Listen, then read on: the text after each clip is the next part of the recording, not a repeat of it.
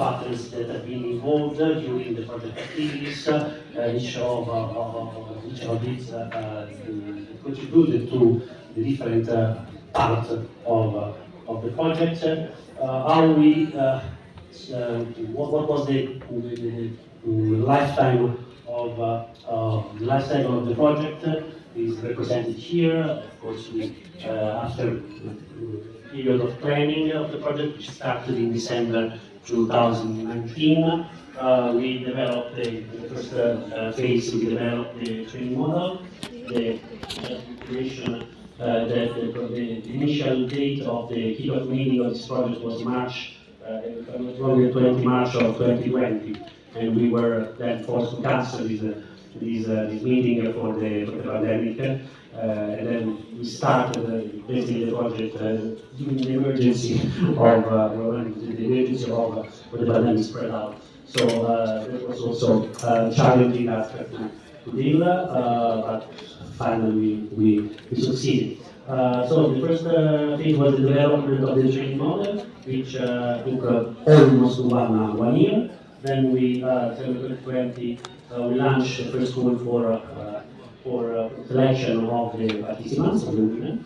Then we implemented the training and monitoring and coaching program. And finally, from July 2022, we started the so-called job matching and job creation activities, which are all the activities to support the women after the training in finding a job. So this is basically the main steps of the project. Of course, together with this, we also implemented an awareness and communication campaign during the period of the project, and of course, we also deal with project management and monitoring activities, especially our unit in the University of North Carolina, which dealt with project management and with coordinated the research aspect of this project. I won't go too much in detail about the development of the training model because we will have a session dedicated to it in the afternoon, so I will then leave the word to my colleague Andrea, which as far was the coordinator of the research team, and that panel will go more in detail about the characteristics of the model that we use as a base of the research in order to design the training model, which is the research innovation model. We base in the university with some research on this, and we try to use this research in the research about the research innovation to help to design the training model. The research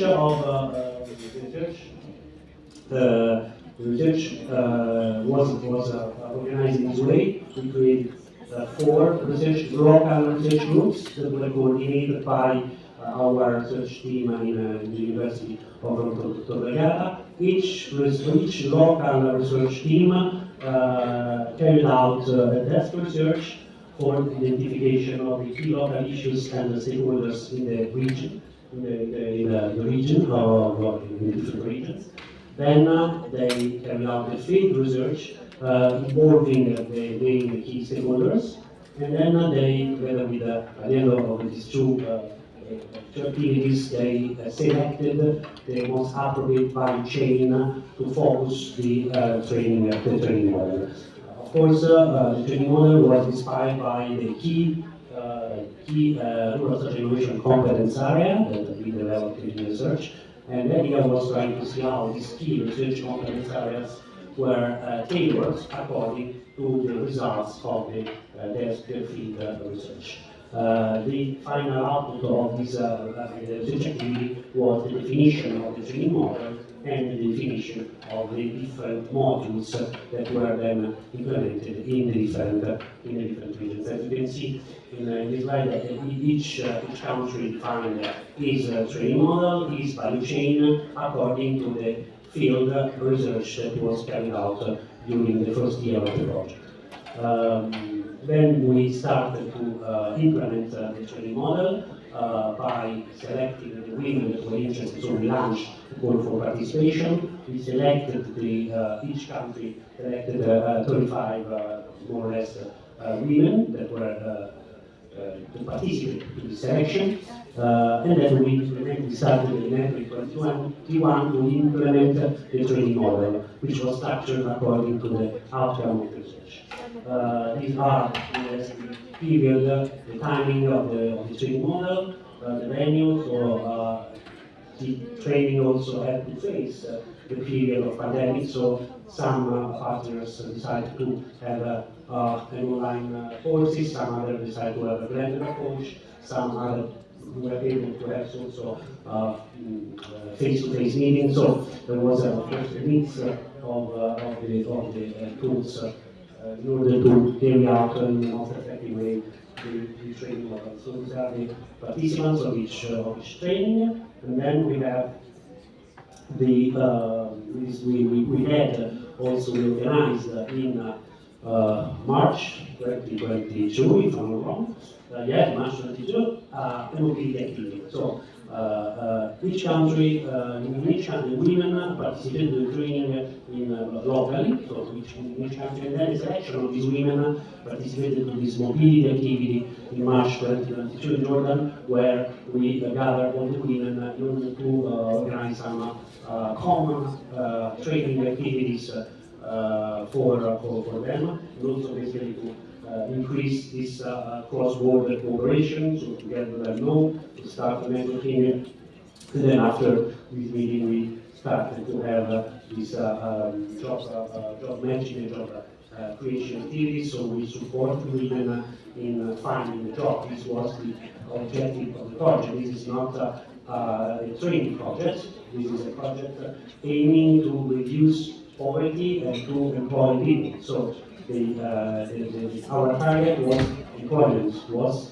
not only employment, so not only employing people, the women we selected, but also to give them a sustainable job. So our effort was not only in simply finding a job, but trying to give them marketable skills that allow them to have a sustainable job in the future. This means that they also have to bring innovation in their workplaces, either they are employed or they are self-employment or entrepreneurs. And these job matching and job creation activities, of course, follow the different paths. So some of these activities were aimed to employ people. So we organized, for example, career forums. We organized at the local level some traineeship programs. So in order to find a sustainable job for women, we decided to dedicate to have to get a job, to have an employed job. While for those who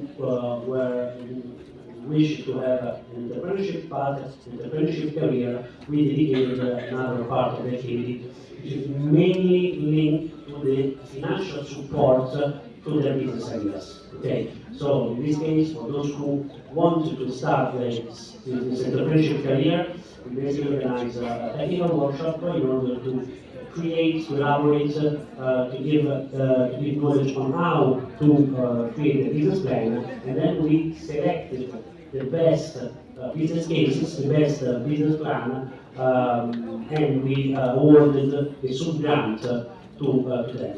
So again, we launched a call, an open call, and women presented their business ideas, their business cases, and we selected according to our budget the most effective, the most relevant was the panel, and at the end we were able to finance with a sub-grant to more than 20 companies, and we have today the pleasure to listen to those who got these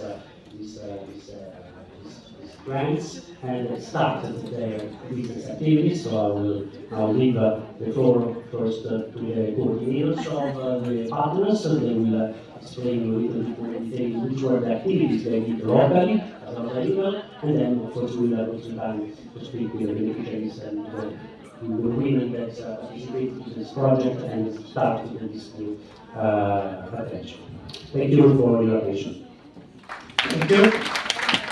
Thank you, Marco, for this insight of the project, general insight with data and some results that can give us a better idea now we talk about the January project, and we will focus in territorial part already soon. Before this, I want to give the floor to the professor of Michelin Goodies that I think is connected online already. Hello, Professor Michelle. Good evening. She will explain a bit the study that they conducted together in partnership at the Maastricht University with Kautar on social norms, stereotypes, also linked to food security. I give you the floor, Michelle. Thank you. Thank you very much. Thank you for having me. I'm meeting you guys. I'm indeed from Maastricht University, but from a particular institute, which is the United Nations University Research Institute based in Maastricht. So it's actually the research center that is both connected to the UN, to the United Nations University and Maastricht University. And I am a researcher there, and also a PhD program director. And in the past, we have done a lot of research in Tunisia, and we have a history of collaboration with Qatar. And for that reason, I think I'm also invited in this very interesting event. So thank you for having me. It's for me a very interesting opportunity to learn more about your project on social innovation in the agri-food sector for women empowerment. So I think I've been looking at your study. I think it's a very interesting study, very interesting project also.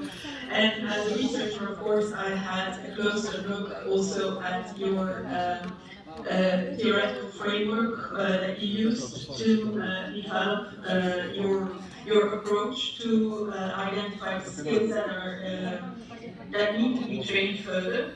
And I also find it very interesting that you took quite a number of indicators into account that relate to actually what we looked into also with Kautar, namely the social context in which women have to operate and work. And so this cultural aspect, this social norm actually that is governing everything that women do is actually also in your study, and it's also something that we looked into more in detail. Because we did a study on social norms that was funded by the French Development Agency, AFD. And with this study, we wanted to contribute to this increasing attention that is paid by academics to the role of social norms in development. Increasingly, there is awareness that social norms are very important in shaping women's aspirations, what women aspire to become, what they want to study, what kind of activity they want to have in life, what kind of life they aspire to have. And with that come, of course, all the implications for the decisions they make, the behavior they have.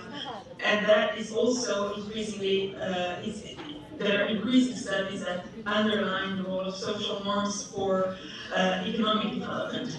So in that sense, we also wanted to study the role of social norms for women empowerment and women employment in Tunisia, because Tunisia is a very let's say, interesting country to study.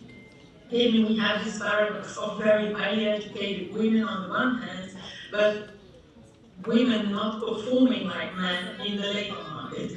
And so we wanted to know to what extent social norms are there, of course, interfering with the degree to which women can actually make a career and then make also work outside the house. That women work is, of course, generally accepted, but what is interesting to understand is how social norms are governing women when they want to actually work outside the house. So